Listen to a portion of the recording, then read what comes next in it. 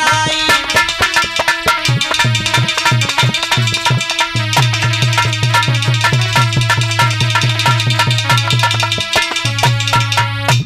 महाराज सुंदर सा मंच तैयार किया, उस पर स्वयं बैठ गए और बैठ करके भगवान की कथा प्रारंभ कर दी है।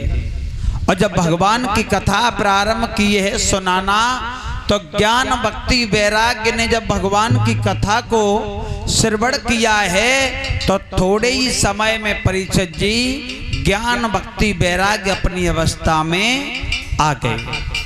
भक्ति मैया थी वो अपनी वृद्धावस्था में चली गई, ज्ञान वैराग्य थे वो जवान हो गए दोनों। और जब दोनों को जवान देखा, मैया भक्ति को वृद्धावस्था में देखा, तो नारद की चिंता जो थी वो दूर हो गई। अब नारद बड़े मगन हुए, मैया भी बड़ी खुश है कि अब हमें अपनी अवस्था प्राप्त हो गई है।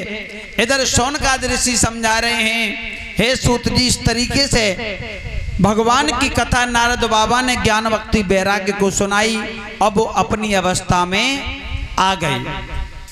तो महाराज भगवान की कथा एक सर्वोपरि है इस मानव उद्धार के लिए।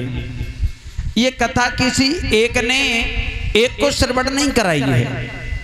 यही कथा महाराज कागभस्सुंड जी का प्रसंग चला है, और यही कथा सूत जी ने शौनकाद ऋषियों को श्रवण कराई है।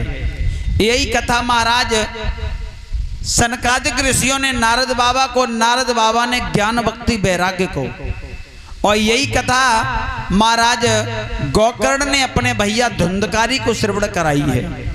और यही कथा महाराज परीक्षित को महाराज सुखदेव भगवान ने श्रवण कराई है। और यही कथा हम अपनी वाणी के द्वारा आप भक्तों को श्रवण कराएंगे, क्योंकि कथा तो वही है, मगर परीक्षित जी कहने का अंदाज अपना अपना अलग अलग है।